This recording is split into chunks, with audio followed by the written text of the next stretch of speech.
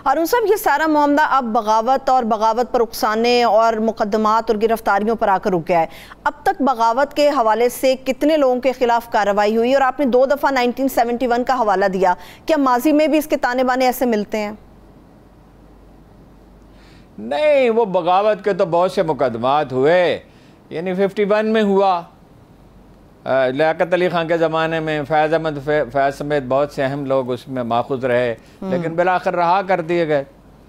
अच्छा, फिर ये बाद में जो मुकदमात चले, कोई काबिल ज़िक्र मुझे याद नहीं है सिवाय उसके जो जनरल मुशर्रफ का है, तो वो तो खैर उन्हें सज़ा भी हो गई, लेकिन वो बैरून मुल्क से उन्होंने लाया नहीं जा सकता था, और सब जानते हैं कि क्यों नहीं लाया जा सकता था। वैसे तो वो बीमार भी बहुत थे, बाद में तो और भी ज़्यादा अलालत उनकी शिद्दत इख्तियार कर गई।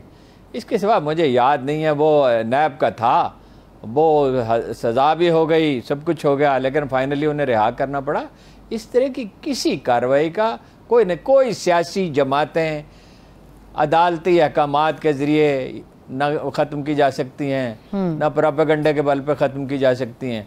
अभी वो संभलेंगे, कोई ना कोई ब्लंडर ये कर ही देंगे, या वो Imran Khan show off force कर देगा।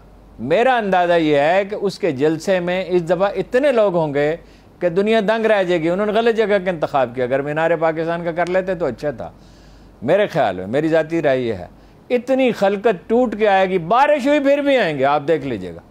तो फिर ये क्या करेंगे जब मुसलसल वो शो ऑफ फोर्स करता रहेगा? फिर ये है कि अगर फर्ज कीजिए वो जेल में है तो वो कोई ऐसा ही बच्चा है कि वो अपने जानशीन नामजद नहीं करेगा, वो अपने जानशीन नामजद करेगा, जो उसके या अपना नुमाइंदा कह लें, जानशीन ना सही, तो वो नुमाइंदा अपना नामजद करेगा, और जिसको इन हालात तो ऐसे हैं कि जिसको वो नामजद करेगा लोग कबूल कर लेंगे। सही, ठीक। और ऐसे 1 से ज़्यादा आदमी हैं जिन्हें वो नामजद कर सकता। सही।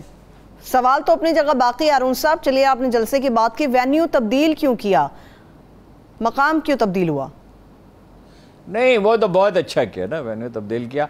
देखिए, यहाँ टीएलपी कहाँ से अचानक नमदार हो गई? हाँ, टीएलपी के बारे में हम जानते नहीं है कि वो किस किस्म की पार्टी है, और कौन उसका सरपरस्त और कौन उसका मददगार है। वो कहाँ से नमदार हो गया इस दिन जलसा करने के लिए? खास कर कभी तो उन्होंने, कोई आज थोड़ी बनी है पार्टी, कभी उन्होंने 13 अगस्त को जलसा किया है, कभी 14 अगस्त को जलसा किया है उन्होंने? अचानक उन्हें याद आया कि जलसा करना चाहिए, और फिर यह है कि फ़लाँ जगह करना चाहिए, और फिर ये कि वहाँ से वो जुलूस निकालेंगे और क्या करेंगे और ये करेंगे वो करेंगे। किस लिए? इस वक्त इशू कौन सा था? इस वक्त उन पर कोई पाबंदी लग रही थी, उनके खिलाफ कोई कार्रवाई हो रही थी, कोई वो इलेक्शन का, उन्होंने कोई इलेक्शन लड़ना था, क्या चीज़ थी? फिर एएनपी भी ने ऐलान कर दिया, फिर वो एएनपी का ऐलान कहीं गुम हो गया। जैसे ही वो वेन्यू तब्दील हुआ, फिर एएनपी की तरफ से तो कोई आवाज़ सुनाई नहीं दी। सही सही। तो ये है जनाब वाला सूरत। ठीक है। अब हारून साहब, उन्होंने शहर तब्दील किया तो अच्छा किया ना।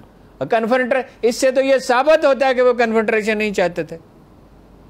अगर उन्होंने कन्फेडरेशन अवॉइड की, बाद मैंने देखा चैनल पे मजाक उड़ाया जा रहा है, राना सनाउल्लाह की धमकी पे वो भाग गए।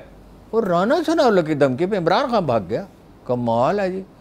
ये तो ऐसी बात है जिस पे कोई तबसरा ही नहीं करना चाहिए। ठीक है हारून साहब, ठीक है।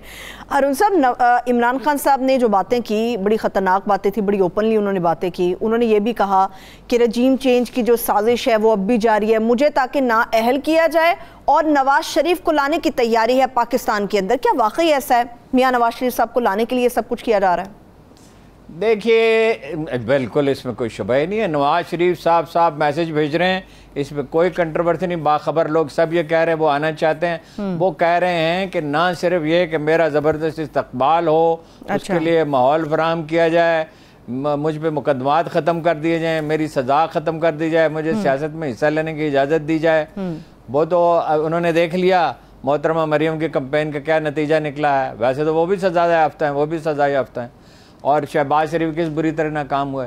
फिर ये है कि इसके लिए वो कानून भी, वो तो कह चुके हैं कि हम कानून बनाएंगे और नवाज शरीफ साहब को इजाज़त देंगे। राना सनाउल्लाह ने गालबन कहा या किसने कहा? तो मंसूबा ये है कि इमरान खान को, दूसरा ये तजवीज़ ये है कि इमरान खान पे पाबंदी लगाने के बाद फिर एक कानून बनाया जाए, और उसमें सभी को, जो उसमें जहांगीर तरीन साहब का भला हो जाएगा। वैसे तो ये बिल्कुल बचगाना ख्वाब है। जब लोग इस पर रिटेलिएट करेंगे, आसान नहीं है, रिटेलिएट करेंगे लोग इस पर, बहुत रद्द अमल शदीद हो जाएगा।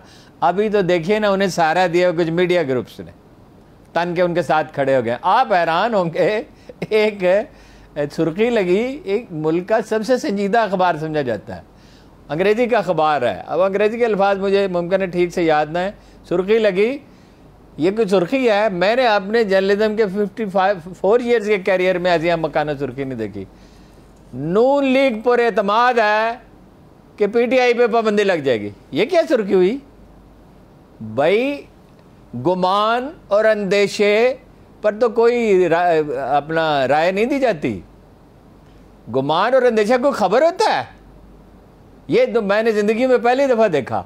ये तो छोटे छोटे जली अखबारात में नहीं होता। अच्छा, और अपना मीडिया ग्रुप्स हैं जो दिन रात प्रोपेगेंडा कर रहे हैं, जैसे बस अभी चंद घंटे में पाबंदी लग जाएगी, इमरान खान को गिरफ्तार कर लिया जाएगा, लोग फिर उसको भूल जाएंगे। लोग भूल जाएंगे? ये कोई समझ में आने वाली बात है? ये सब लोग चूंकि डरे हुए हैं, घबराए हुए हैं, उससे खौफजदा है। वैसे तो मैं रोज़ खान साहब से कहता हूँ, खान साहब खुदा के लिए ये ना करें, इतना खौफ ना पैदा करें। हमेशा हरीफ को भागने का एक रास्ता देना चाहिए, जो वो नहीं दे रहे, जो वो गलती कर रहे हैं। सही है, ठीक है। ब्रेक से वापस आके मजीद बात कर लेते हैं। ब्रेक लेते हैं, ब्रेक से वापस सियासत के सियासी सवाल तो अपनी जगह, मगर इसका हल क्या निकल सकता है, इसके ऊपर भी मैं बात करूंगी। हमारे साथ रहिए। ब्रेक के बाद एक बार फिर से प्रोग्राम में हम आपको खुशामदीद कहेंगे। हारून साहब, पाकिस्तान तहरीक इंसाफ के ऊपर पाबंदी के हवाले से हमने पहले फेज में बात की थी। आपने एक दफ़ा बताया था ANP के ऊपर भी पाबंदी लगी थी, मगर उसके बाद हुआ क्या था? कुछ भी नहीं हुआ। क्या पाबंदी, हुकूमत तब्दील हो गई तो पाबंदी ख़त्म कर दी गई। इसलिए तो उस वक्त चीफ मार्शल एडमिनिस्ट्रेटर को एक हुक्म ही जारी करना था, लेकिन इस दफ़ा तो अदालत ही पाबंदी ख़त्म कर देगी। इसलिए कि कोई जो वो केस को पढ़ लें, यानी केस क्या है, जो रेफरेंस है, जो आज उन्होंने नोटिस जारी कर दिया है और उसके ख़िलाफ़ वो चले गए अदालत में, उमर अयूब साहब एडिशनल सेक्रेटरी जनरल हैं, क्या हैं वो चले गए हैं। तो अव्वल तो वही मामला लटकता रहेगा। तो उसमें है क्या कि भाई कुछ लोगों, किसी ने 10, किसी ने 50, किसी ने $100 दिए, यही है ना केस। तो उसमें बेकायदगी है अगर, तो वो कानून वाज़े है, वो सब बार बार उसकी वजाहत हो चुकी है कि वो पैसे जब्त कर लिए जाएंगे। और इसके सिवा क्या हो सकता है? कुछ भी नहीं। सही है, ठीक है। पाबंदी नहीं लग सकती, लगी उसका बेनिफिशरी इमरान खान होगा। और मैं आज आपसे कह रहा हूँ, ये याद रखिएगा, इसको महफूज रखिएगा, 2/3 नहीं 3/4 मेजॉरिटी ले जाएगा। मजलूमियत का फैक्टर, भुट्टो की 79 में फांसी लगी, 2000 कब जाके इलेक्शन हुए 88 में वो जीत गए, फिर उसके बाद 2008 में फिर जीत गए, जला वतन किया गया, वो बाहर रहे। ओ भाई, अगर वो इस वक्त तो यानी चीज़ें इतनी उसकी स्लो हरकत नहीं करती, मार्शल लॉ नहीं है मुल्क में, सेंसर नहीं है, सोशल मीडिया है। अव्वल तो मीडिया अगर ना भी हो, अव्वल तो मीडिया मौजूद है और इस पर पाबंदी लगने का कोई इम्कान नहीं। और मीडिया, बार बार मैंने आपसे अर्ज किया है, एक ऐसी मछली है जो अवामी जज्बात के समंदर में जीती है।